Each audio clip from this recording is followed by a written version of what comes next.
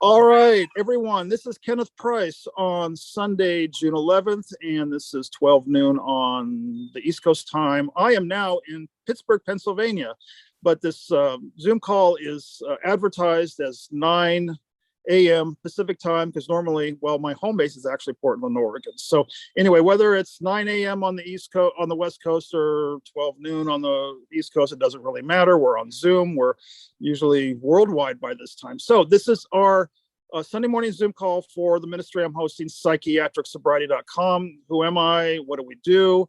What's this all about? This is my 5-minute introduction where I just kind of lay it all out.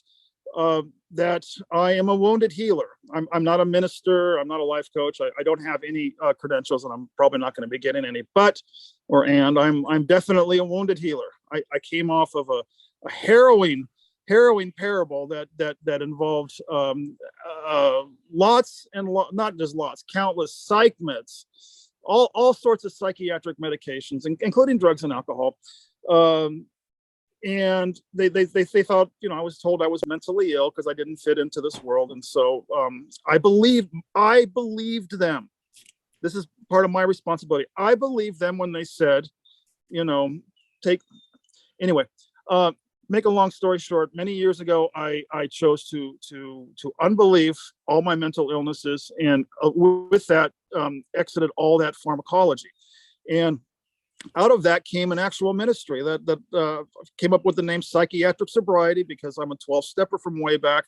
But it's basically a spiritual approach to unbelieving that anything has ever gone wrong. I'm also a Course in Miracles student, and a lot of people who come onto this call are Course in Miracles students. But I just basically say a prayer to begin with, and we let this hour go wherever it needs to.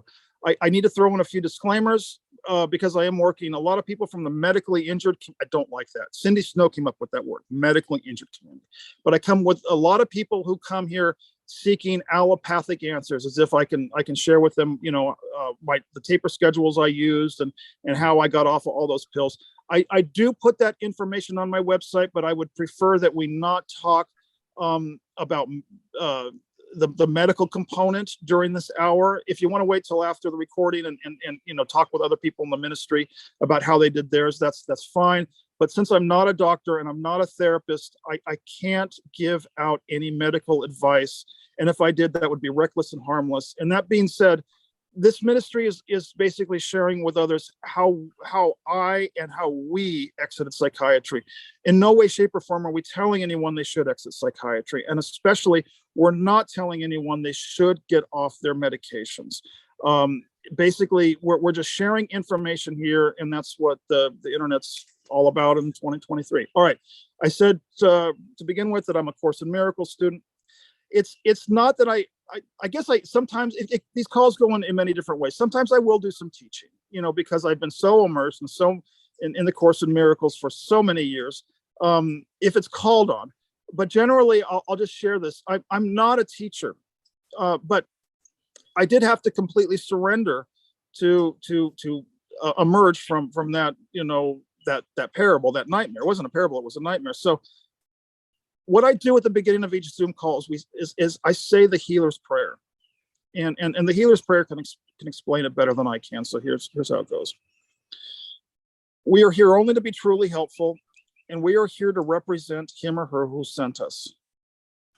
We do not have to worry about what to say or what to do, because he or she who sent us will direct us. We are content to be wherever he or she wishes, knowing he or she goes there with us, and we will be healed as we let him or her teach us how to heal. Folks, basically, I'm just a conduit. But when, and I'm not a Christian. I really don't have any labels for myself other than a Course in Miracles student, but it does say somewhere in the Bible that when two or more are gathered. So anyway, that's my story, and I'm sticking to it. All right, so we are on board this morning. Let me see if I can get a gallery view. We're on board this morning. It looks like Jody's on board too. Alex, it's Alex. Did I get the name right? Sam. Sam, I'm sorry. I don't know where I came up with Sam. Sam's brand new to the group. Say hi to Jody. Hi, Jody. Meet Sam. Sam, can you share with this what you?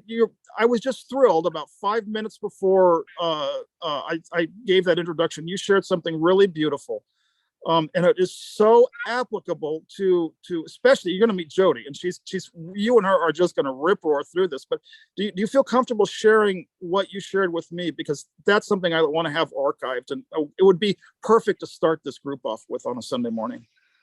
Sure. Well, what I was basically saying was, well,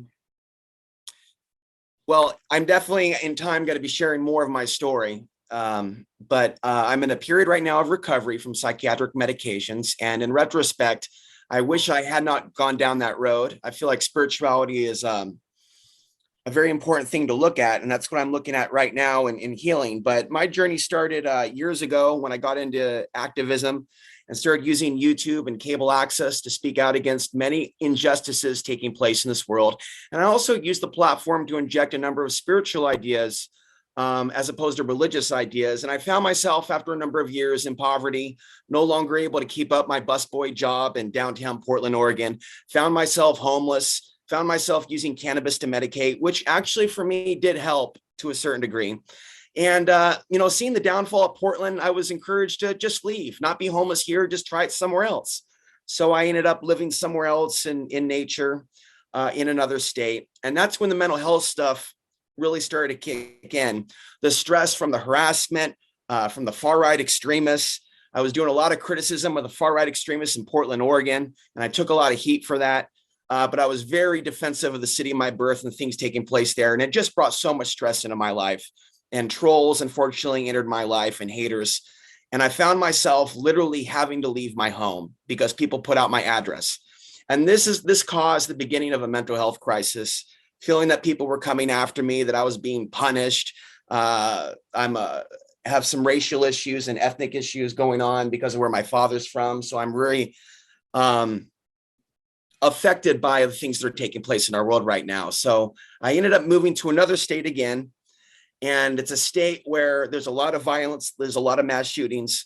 Marijuana is illegal. There's a lot of other things that are illegal. The people are unhappy. And I'm realizing a lot of people here are heavily drugged.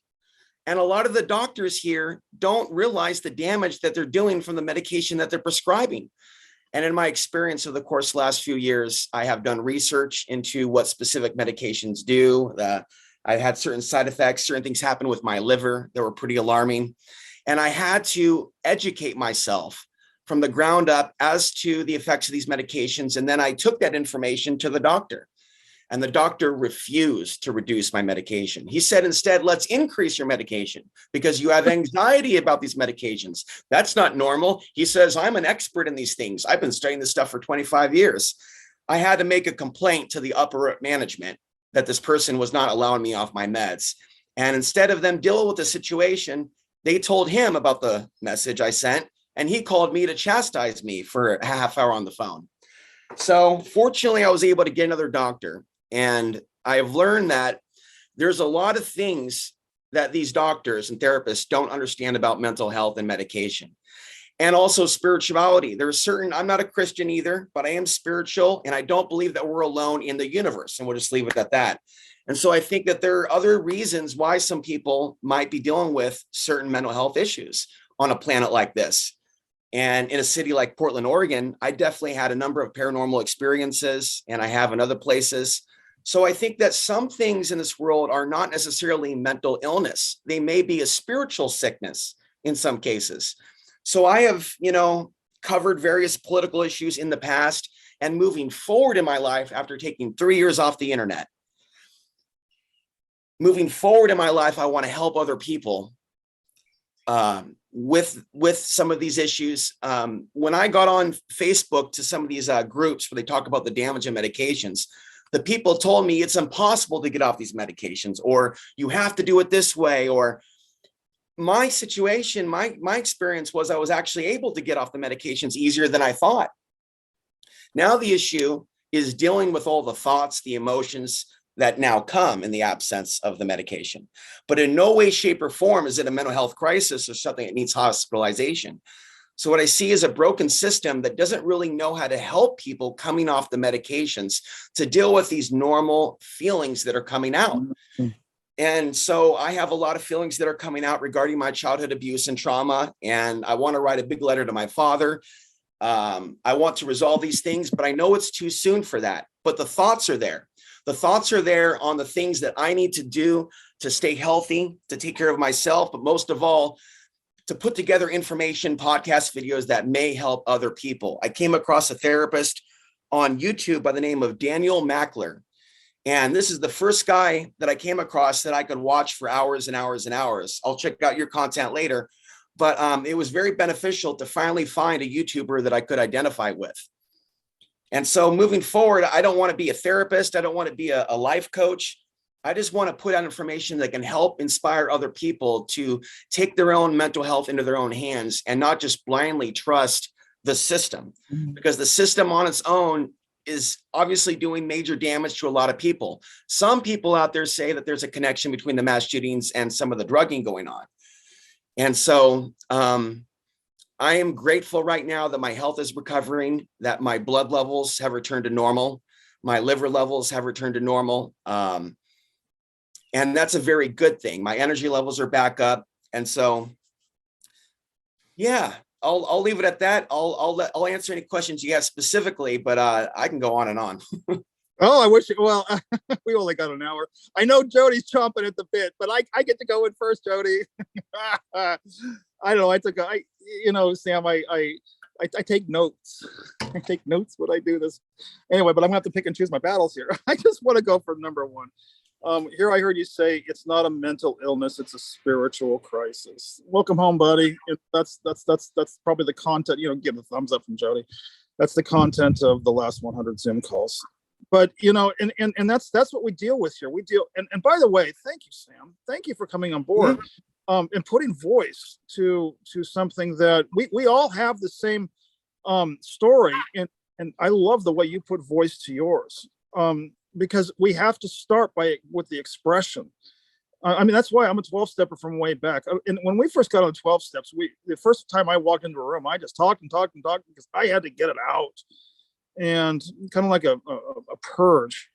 Yeah, buddy. And anything I want to good work that you were able to surrender the pharmacology, and because the difficult thing in this ministry is a lot of people have a very tough time coming off the actual medications, which is something that it makes me feel very powerless with some of that. So good work on that. I'm going to stop talking and turn it over to Jody because I know she's just going to have so much to add to that. Because I already see the smile on her face. Thank you. Welcome. Thank you. Yeah. Wow. So there's just so much. I mean, you and I could have a conversation for hours. Kenneth could have a conversation for hours. I take notes as well. And there was so many talking points to that. Yeah, I love that this is where you're going. Keep going. There's so much, this path that you're going down, Sam, it's amazing. It is a spiritual crisis. It is a spiritual awakening. What I want to touch on, though, what you said that I just want to grab on right away, one of the things that I learned the hard way about the system, it's not broken. It was created this way, and it's working very well for the people that it's working for, and that's why it's still there. So thank you for coming here, and thank you for sharing your testimonial.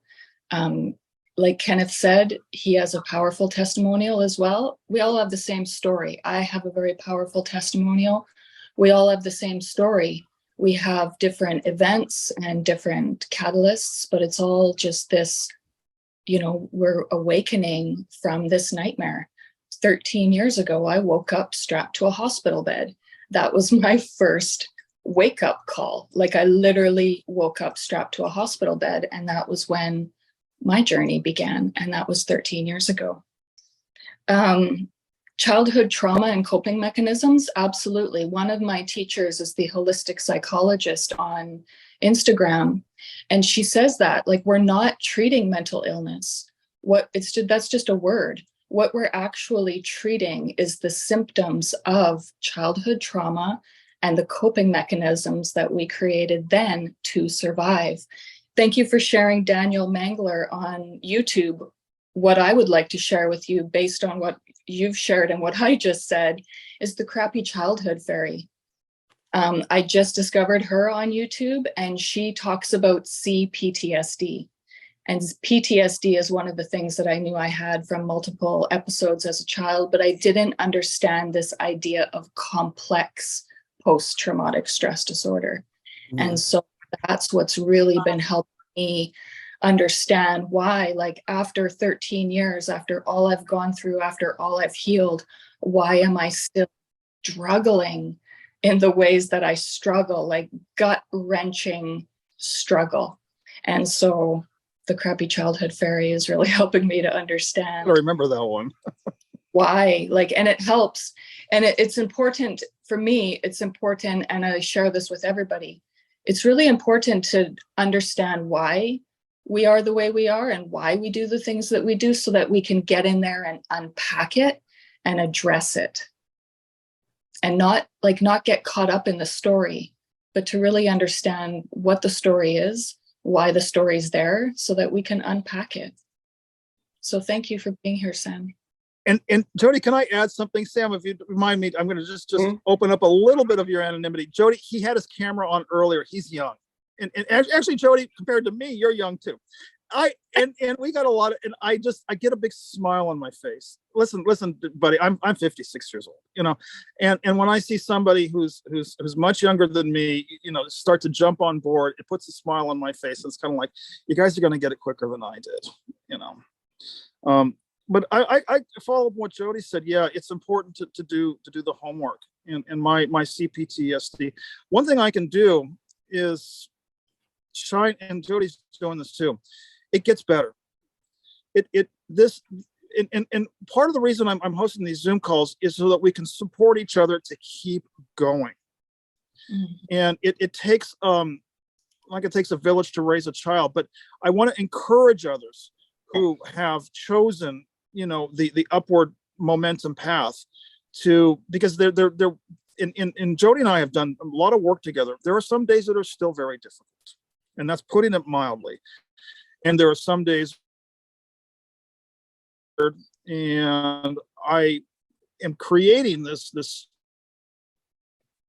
so that we can have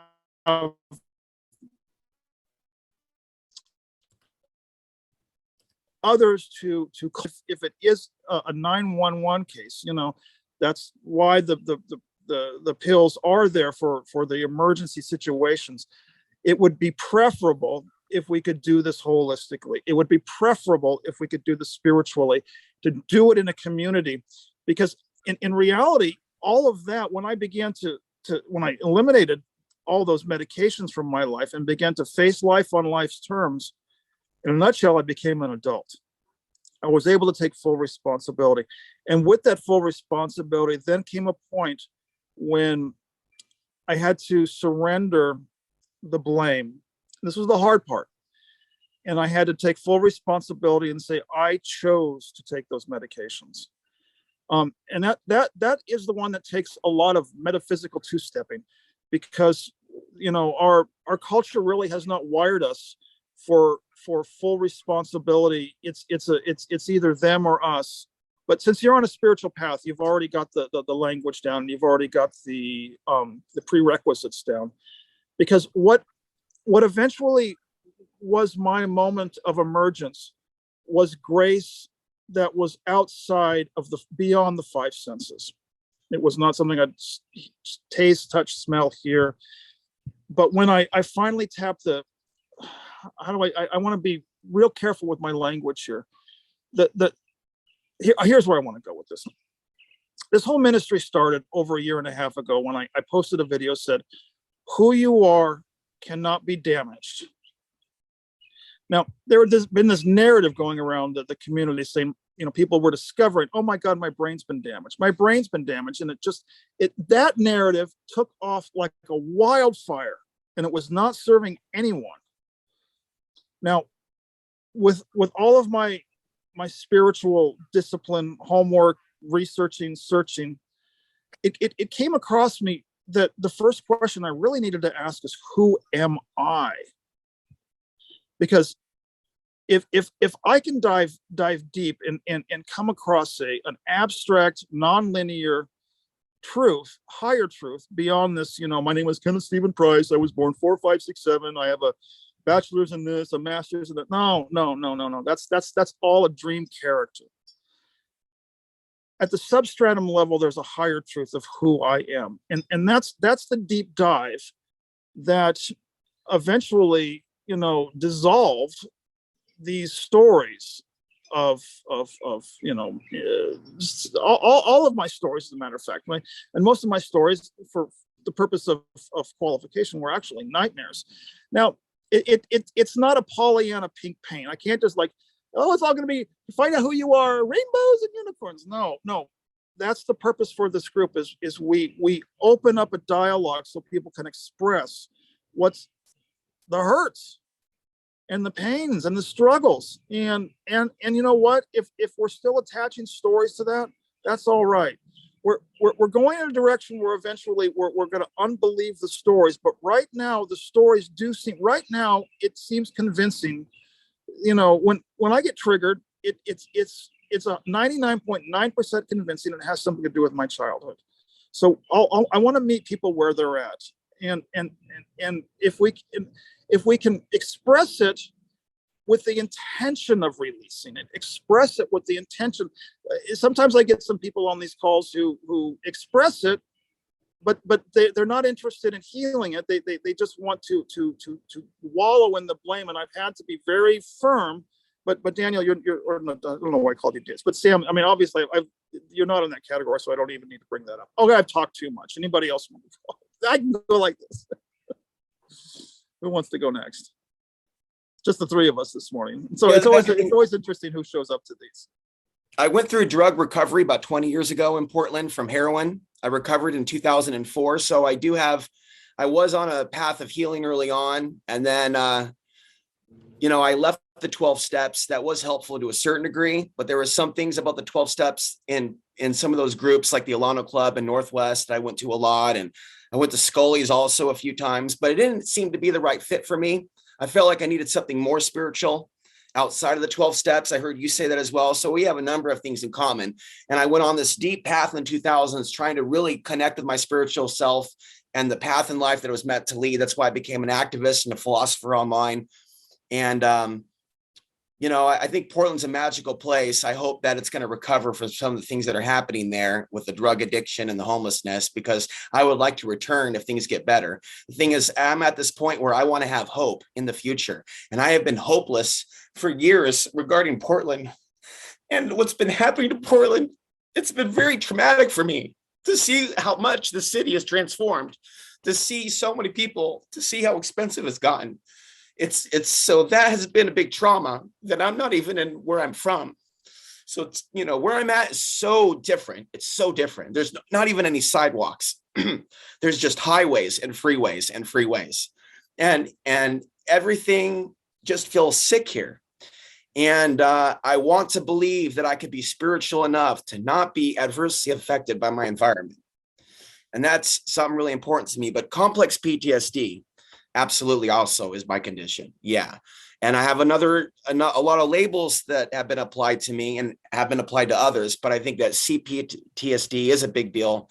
I'd like to see my therapist that I'm talking to focus on those issues as much as possible at a level that he is comfortable. Because a lot of this stuff I had to learn on my own from people like you and others. The terms CPTSD I had to learn on YouTube or on the internet. It wasn't coming from an actual therapist, but the things that I'm applying now is walking, vitamins, minerals, trying to improve the diet, trying to reduce social media activity to a certain degree or the amount of time that I'm online, and to watch healthier videos on YouTube. So I'm aware of things that are in the news and are in the world. And I try to keep that to a limit, to a certain amount, and then to take more time to look at self-help content. But I have to do it online because it's not so much in my environment. So it's a little tough. But I do believe that it can be done on your own. Healing can be done on your own without a group, but it can be difficult, but you have to be very disciplined. This is the great thing about 2023. I mean, I love being 56 because I get to reminisce. What was it like in the 80s when we had to? You can't remember the 80s; you're too young. But yeah, I mean, so much we can do online now. I gotta go back to something you said, Sam. It just warmed. You said you hope you can come to a place where we're not adversely affected by our environment. Oh my God.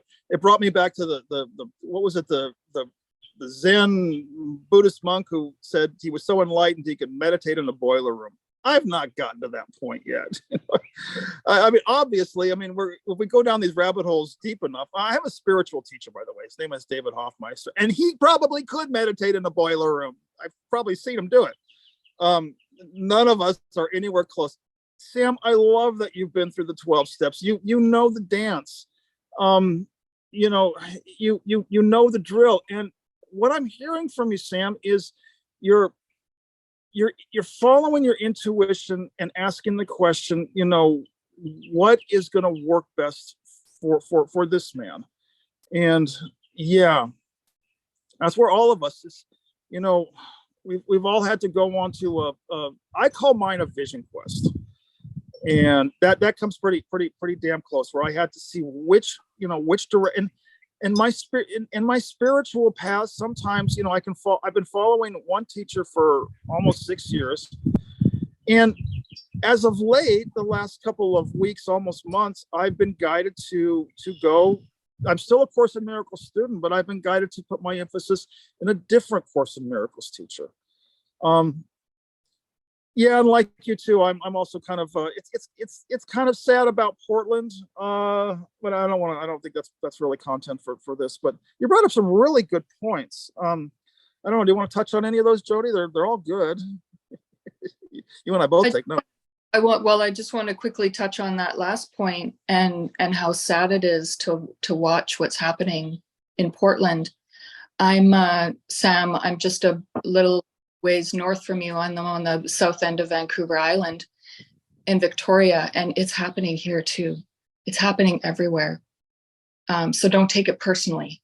That's it's happening everywhere. It's happening to all of us. We're all being affected, and it's gut-wrenchingly sad to watch people do what they do to themselves and the downfall. But I just, not to get caught up in that. It's just kind of like a little me too. Like, you're not alone. We're all being affected by that, and it's happening everywhere. And yeah, it's really hard. It's really hard. It's very traumatic. Don't take it personally. So there's a lot of murder where I am locally, more than Portland, and I'm just in a state of prayer. I did some prayer recently, and it's just like asking God, do you want me to stay here, or do I have to move again? Because you're right, it is happening everywhere. My mother lives in the Big Apple, and I'm shocked by the amount of stories that I see regarding violence against women and others in the subway system. And it's unfortunate that I have such a broken relationship with both my parents, because both of them could be I worry about them for a lot of different reasons. But yeah, I don't want to, I've been in silence for the last 3 years for the most part. Haven't really been active making podcasts or being online. Really just spent a lot of time just on the medications in a semi-state of silence. And it wasn't a very spiritual experience. Yes, things got a little quieter. Yes, I had somewhat better sleep, but in the end, the medications were traumatizing in and of themselves. I want to, it's kind of a conversation for beyond the topic of this group. I understand that, but I want to have hope in the future for this planet and this country. And right now it's not there. I just see a lot of negative things coming. And that's why I want to be off grid in the countryside. And that unfortunately didn't work out for me very well. So I'm having to readapt to an urban way of life, which is super challenging for me. I'm Pisces. I'm hypersensitive. I'm an empath. And so I pick up on the energies around me, and I'm affected by them. And there's not enough plants around here. It's a concrete jungle. Everything is gray. The streets are gray. The houses are gray. The skies are gray. And I miss color. I miss beautiful people. I miss attractive people, and they don't exist here. And so I'm just in a spiritual crisis, I guess, in a state going, am I supposed to develop my spirituality further in this metropolitan area where there's so much murder, or should I be going somewhere else? But I know in the end, I have to resolve my issues here where I am. That moving and moving and moving doesn't fix it. I've already done that. I've done that most of my life. So I know that everything has to be dealt with right here in the seat that I'm sitting in right now. Beautiful. And our environments are so important. Mm-hmm. Yeah. So it's like that one of those razor's edges. Absolutely. You can't run away from your problems. Everywhere you go, there you are. Mm-hmm. Can you really heal in an environment that doesn't, like, that has all of that? I'm blessed. I live in a beautiful space. I'm by the ocean, I'm by the mountains, I'm by the forest, and that's where I go. Those are my healing places. That's where I draw my power from. So yes, I totally agree with you that we do our work where we are. I'm trying not to say but these days. I'm trying to replace my buts with ands. And our environment is so important. Dr. Joe Dispenza talks a lot about that. Epigenetics is like where we are is so, it affects us. Yes, epigenetics. I remember reading Bruce Lipton's book back in the day, and I'm trying to get back in the habit. I've interviewed Bruce Lipton a few times in the past on my platform when I had one. It was very good to talk with him and many others. And I want to get back on that path because I believe that I was only born through the womb to be an activist and to speak my truth. I don't believe that I incarnated into this reality to be a worker bee. And Bruce Lipton has a lot of good information. So I'm going to try to return to some of that epigenetic information. I have a hard time meditating, even though I'm a big proponent of it. But I'm trying to get back to taking small steps. I did Vipassana in Washington State in 2002, which is a 10-day meditation retreat where you sit in silence. And I don't know if I'm ready for anything like that yet, but I'm trying to take the baby steps to breathe. I'm trying to just breathe out the trauma. I'm trying to engage in exercises that can help release trauma. I'm experimenting with EFT a little bit, emotional freedom tapping. Yep. Powerful stuff. Do it. I think it's going to take longer for it to have an effect on me. You don't really feel it yet, but I'll keep experimenting with it. Yeah, I'm still learning. Sam, there's really nothing we could actually teach you. I mean, you covered all the bases already. We could just support you, buddy. You're on the right track. All those things you mentioned. So the thing, I was outside and the computer actually got hot and it flipped off. I don't know if what happened on your end, but the iPad is now cool enough. I can continue hosting the call. Sorry. I'm Daniel. The reason you're putting a smile on my face is because you're sharing my story, buddy, and you're mirroring exactly where I was, and you know what? Because I see my story in you. All I really get to do is to shine the light and say, "Go, you're on the right track. How can we support you?" Yeah. Because I'm old. See, no air. I've been looking for a few months. This is the first time I saw a link. I don't exactly remember where I saw it, but I know I've been looking for months for a meeting like this. And there are some meetings out there like NAMI, North American Mental something. They have these Zoom meetings, but it wasn't this topic. It was more or less, I forget what the main topic was, but it was mental health related. But the topic of coming off medications and coming back to your natural state of consciousness, that's how I'll put it. I mean, I feel like I'm coming back to a natural state of consciousness. There's anxiety there, but I'm enjoying music again, walking again. There's some positive things that are taking place. I'm able to write goals down again. And during the medication, there were no goals that were written down. There were regrets. There was sadness, but there wasn't any movement forward. And there are people out there in a lot of these forums that truly believe that they have to stay on the medication for the rest of their life or something really bad will happen. And I definitely don't think that is true for most people.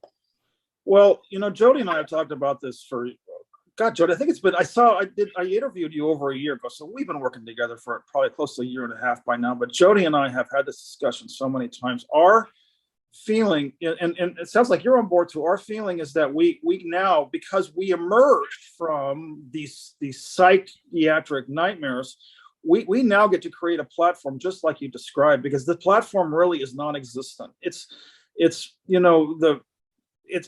our privilege. You see, Jody and I turned everything around. At first we say, oh my God, this happened to us. And then, in order to emerge, we have to say, this happened for us.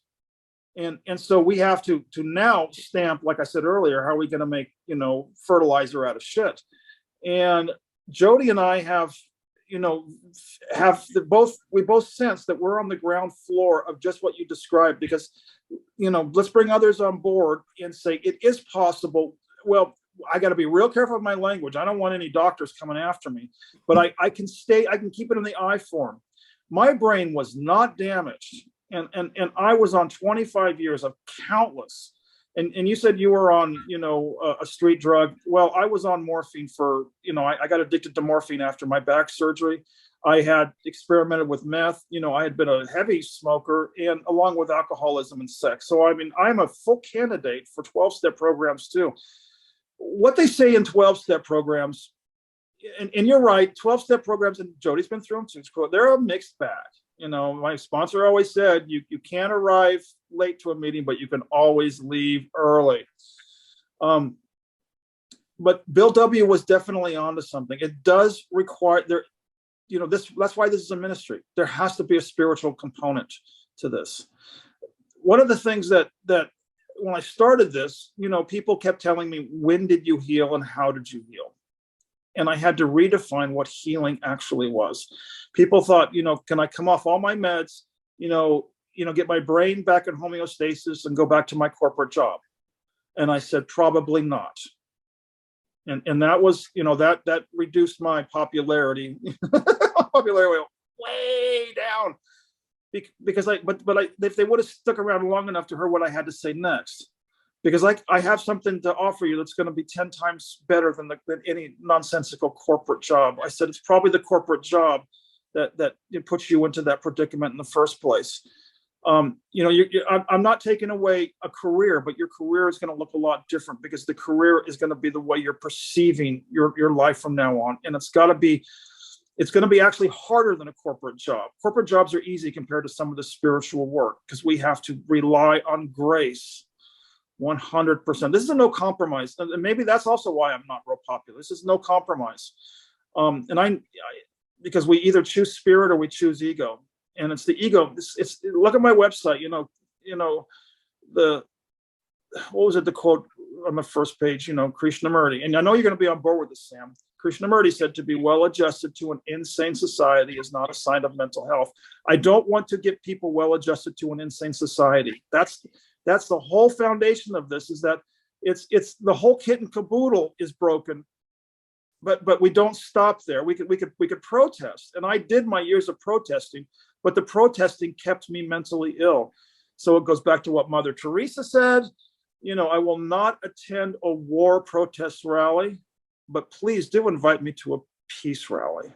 Yeah, I understand, and that quote is beautiful. I've been using that quote myself and have been making plans to share that quote with my psychiatrist, because I don't see signs from them that they understand that this is a very unwell society that is just churning out mentally ill people because of environmental factors and other social factors and social media algorithms and everything else.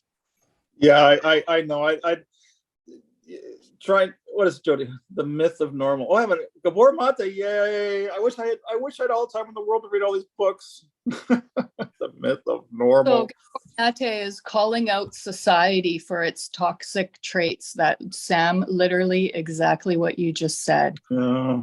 Society is creating all of this mental illness because it's the society that is sick. It's not us individually. This is one of the greatest books ever written of all time. Hundreds and hundreds of books have been written that are the greatest of all time, and this is one of them. And the thing I like about Gabor Mate is I've been very frustrated. Now, Sam, I'll kind of let you in. I've been in spiritual communities for years. I'm part of my vision quest.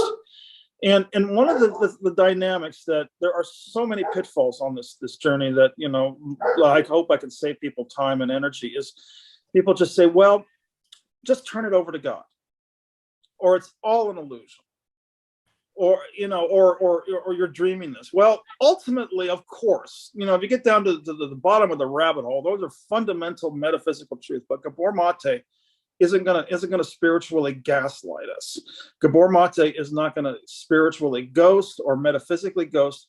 He calls out trauma, and he says, "This is what happened," and he's starting the discussion so he can meet us where we're at, so we can find the modality that's right for us, so that ultimately we have to get to those, because ultimately, and which may be something I want to bring up in the Zoom call too. Plant medicines. All right. Again, well, I haven't been arrested yet, and so maybe I can be more liberal with what I share. I have a whole topic on my website about how I use ayahuasca in addition to now. Again, these are not the recreational usages of psychedelics. I have huge disclaimers about recreational use of that stuff. Actually, please don't recreationally use it. They're powerful plant medicines. But in 2019, my spiritual teacher actually pointed me in the direction of a shaman. And the shaman was credentialed to administer ayahuasca. And that stuff packs a punch. It's the hardest medicine I've ever done, and the Western clinicians wouldn't serve me. Actually, they're beginning to legalize some entheogens slowly. There's more on that soon, but I got to pick and choose my battles.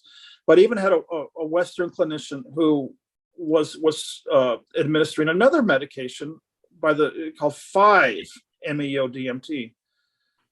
But once she heard about my psychiatric history, she said no. She said, "You're too much of a risk, Kenneth. I can't take that risk on." I was very angry at first. What do you mean you're not going to serve me? You're serving all the other spiritual people in my community. But then again, I had to stop, back up, take a deep breath, and pray for guidance, because she was right. She did not have the what it took to hold the space for me. But that shaman, who had a lineage, not in anything Western, but in I don't know what his lineage was. People have asked me that, but he knew how to hold space for the difficult ones, and I was one of the difficult ones. Buddy, I only share with you and with the others in this YouTube audience with a huge smile that I hope Andres isn't watching. Well, it's okay if he watches. I say, that short little Mexican dude killed me. I say that with jovial, but I also say, he did it. He sent the dream character who had the mental illness, who had the addictions, who had the PTSD, who was abused, molested as a child. He sent that dream character into the event horizon for me, with me. And he gave me a window of truth, a real small window. And he showed me what was ultimately true under all those stories that I'd been telling myself. It took a lot of preparation, took a lot of willingness, courage, and a lot of prayers. But these are resources that they're not going to be. These are resources the psychiatrists will not share. As a matter of fact, the race so I get the honor and the privilege of sitting here on a Sunday morning and offering you offering the whole world a resource that we're not supposed to talk about. A resource that they said, oh, don't even most of 12 steps said psychedelics, oh, drugs. Well, if you do them at a Jimi Hendrix concert, perhaps. But if you're sitting in a yurt with an offerenda in the middle and with a shaman who has assistants, who's burning sage and who's doing all the preparation, he'll call you up and he will hand you and he will bless it first, but he will hand the cup of ayahuasca, and you will take the drink and get to meet the doctor of all doctors, and I call her Mother Ayahuasca. And she's different from Western medicine. She's different from the psychotropics that the allopathic doctors administer. She doesn't cover it up. She takes a man or a woman, sorry, Jody, she takes a person into the trauma, inside of what we fear the most. And all I have to say is that which did not kill me ended up saving me. It's the foundation of this whole ministry. There you have it. That's my story, and I'm sticking to it. How did that land?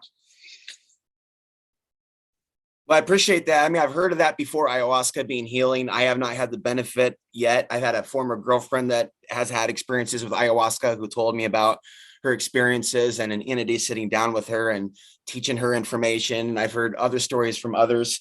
I've had positive experiences with MDMA when I was able to access it in Portland, Oregon. I had some positive experiences with psilocybin, but it's been years and years.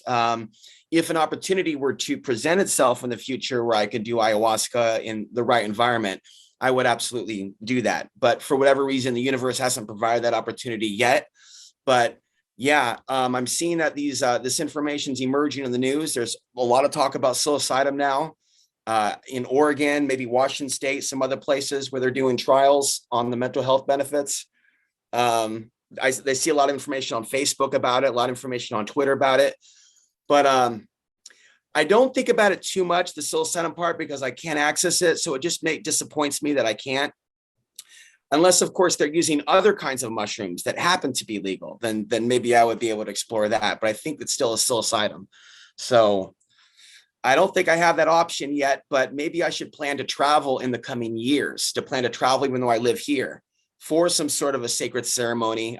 I've never been to Ashland, Oregon, and I noticed that there's some festivals there. There's also Colorado and other states. I'd like to think that I could be healthy enough at some point to go out and meet people that are doing those things and experience those positive things, because I definitely feel spiritually that I've been under spiritual attack as well as dealing with the psychological issues. And I'm still learning how to protect my energy and all that entails. I'm trying to get back into Qigong at the moment, trying to get back into meditation. I have a mind that just races, so I have a hard time sitting down and just breathing. But I'm working hard at trying to restore a natural calming, because I used to do a lot of that where I'm from. I'm originally also from, well, I mentioned Oregon before, but I was originally from the countryside, not so much Portland. So I just miss trees in general. And I'm in a place where there's just a lack of trees. And yeah, I'm still trying to cope with that. I'm in a concrete jungle, and it takes daily work to maintain a spiritual outlook. I'm less hesitant. I'm a little hesitant to join local groups, to go out to local things, because the culture here is so different. People here are so different than Oregonians, than the West Coast. So I'm glad the internet is here, because the internet is pretty much exclusively where I'm connecting with people now. Yeah. That's it. The internet. I've been using it. You know what? I've not met anybody in this ministry. Jody, Jody, you and I have never met in person. We've been looking at each other's, computer screens for a year and a half. And the other thing I got to share with you, Sam, is the I have learned so much through this. My learning curve is just, because when I first started out, you can look at some of these videos from a year and a half ago. This guy didn't. Still, I'm just a newbie, but what's really more clear to me now than ever before is that the medicine found me when I was ready. And really, and also just with age, some of my healing, trying so hard to heal, was actually, how do I put this? The most wisdom that I captured was actually to just love where I was at, and to allow where I was at. I was judging and saying, I need to be healed. I need to be healed. And that wasn't very kind and loving to myself. And, I can say all these things in hindsight, crystal ball, but everyone's going to have to. But it's worth sharing that, everybody wishes they could go back in a time machine, go back 20 years and just say, I've been diagnosed with mental illness, and I'm just going to be fine with it for today, because I'm that's not who I am. So it kind of makes healing counterintuitive. Maybe real healing is counterintuitive. We're gonna go back over and over and over and retrace our steps, trying to heal ourselves, believing that we can heal ourselves, until finally one day we're going to reach the the top of the mountain and realize that we can't heal ourselves, that the self is the one that contains the mental illness in the first place. And buddy, you're on the right track with all these modalities. I haven't tried a lot of them, but medication and Qijan or whatever that is ultimately the purpose is to pull us back to the point where we're watching the one who has the mental illness. We're not going to be trying to fix the one who has the mental illness anymore. But when we make the ultimate, it's called a spiritual awakening. It's very, very simple, that we're not the one who's having the mental illness. And suddenly it can seem like I'm just talking, jibber jabber, so a lot of people just have no idea what I'm talking about. But when a person's had this much suffering in their life, they're willing to entertain them. There might be more than what we are perceiving with our five senses. And that's really, how I emerged from that horrific nightmare, and how I am emerging, and what my practice looks like every day. How much did I talk, Jody? You're taking notes. You were saying I'm going to go next. We got about 7 minutes left. So of the recording, you guys can have the Zoom room as long as you want, but the recording, because this is why I recorded now, Sam. These are conversations which need to be stamped and archived. And thank you for stamping and archive your participation. I don't go to protests either anymore because they don't feel spiritual. It was different in 2006 and 7 and 8 when the World Can't Wait protests in Portland, Oregon had thousands and thousands and thousands of people, and we were photographed and put in the Oregonian, and it was a magical experience that felt like we had the ability to change the world. Well, how much time changes, how much things change 10 years later. I'm so disappointed with both, I don't want to be political, but both sides, left and the right, the far left and the far right. And so when I look at, because the left, there's just things happening in Portland, like I said, that are unsafe, that are crazy. At a lot of the protests, 2000 is a great example. And in a way, I'm glad I wasn't there, even though I do miss Portland. In a way, I felt like my energy wasn't meant to be there for all of that chaos too. Part of me felt like I was meant to be in a different environment.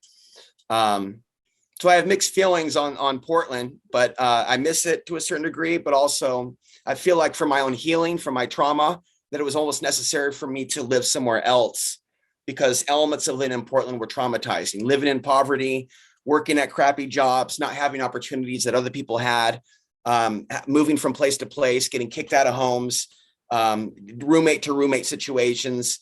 So Portland wasn't exactly completely great to me, even though I love the city itself.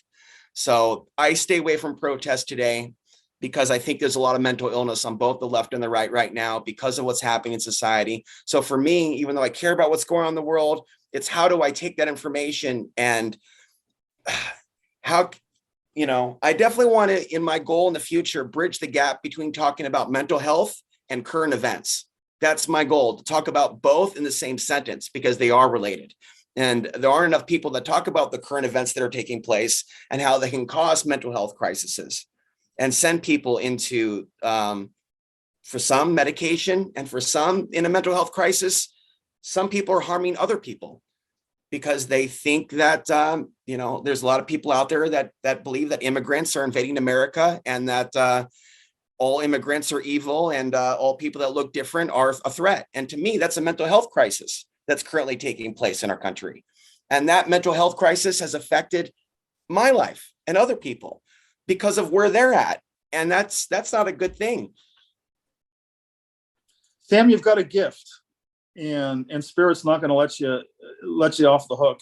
You've got a definite gift, and Spirit's going to say, we got to get this one up to speed so he can begin to shine. I mean, you're already shining your light. It's what we believe. There's a passage in the Course in Miracles that says we cannot judge our advances from our retreats. And I think you're on board with enough spiritual teachings that you'll be able to digest this really quickly. Everything that I believed had gone wrong in my story was just the opposite. Everything that I believed had gone wrong had actually gone right. We're living in an upside down hologram where we see everything upside down. And the truth is that we have to flip our perception 180 degrees. And that, and the moment we know that we have had a spiritual awakening, that I call is we can go back to those protest rallies and we can just love everything, because what we'll be able to see is that all those people at the protest rallies are doing a fantastic job of playing the roles, a Shakespearean comedy, tragedy, whatever role they're playing, they're all in costume. And we will have the maturity to go in there and say, I know who you are. That you are playing the role of an angry person. You almost had me fooled. That is an excellent portrayal of an angry person. But I really know who you are underneath that. But I'll let you pretend to be an angry person as long as it's making you happy. And we'll, you know what? This will be able to smile. And that's the earmark of a real change agent. And that I think that's what Mother Teresa was referring to when she was saying no protests. But there does come a time of hermitage where we have to pull back from the world, and it's going to look different for everyone. But there's also a time of re-entering the world. And in my story, it's going back and saying, yeah, I can walk right up to you and I can smile and you can tell me all of your beliefs and what you are perceiving as happening. I know who you are, and that's why I just enjoy being with you. It's the mastery of this game. We came down to do one of the most difficult assignments. Judy and I have been off. The human assignment is one of the most difficult because our memories, we have the belief that our memory of creation, of our true self has been erased, but it hasn't been erased, but it has gone dormant. And we have to awake, Tony Robbins says something like awaken the sleeping giant inside. I've never studied Tony Robbins, but I do it differently. It's fertilize the seed of truth and let that germinate. Anyway. Got real winded on that one. Okay. Hey folks, listen, it's 12:57. I like to wrap these up in about an hour. There's the archives. But I'll leave the Zoom room open so the three of us can jibber jabber, and you can turn the camera back on, Sam. So anyway, this is Kenneth Price on Sunday, June 11th. And I've been privileged and honored for the last hour to be with Jody and Sam. And we've been unwinding. We've covered some really good topics, but mostly, we've all chosen no more pharmaceuticals, no more mental illness labels. There's got to be a better way. And this is what it looks like. Down and dirty, grassroots, getting our feet wet and all this. So if you're watching this on YouTube, please leave your comments below. But even more important than leaving your comments is visit my website and then attend one of these Zoom calls at 9 a.m. Pacific time on Sundays, because I will continue to do these Zoom calls as long as people continue to show up, as long as there's a demand or for this dialogue and for this level of support, this variety of support. So anyway, that's the 1 hour recording. God bless, and may the force be with you.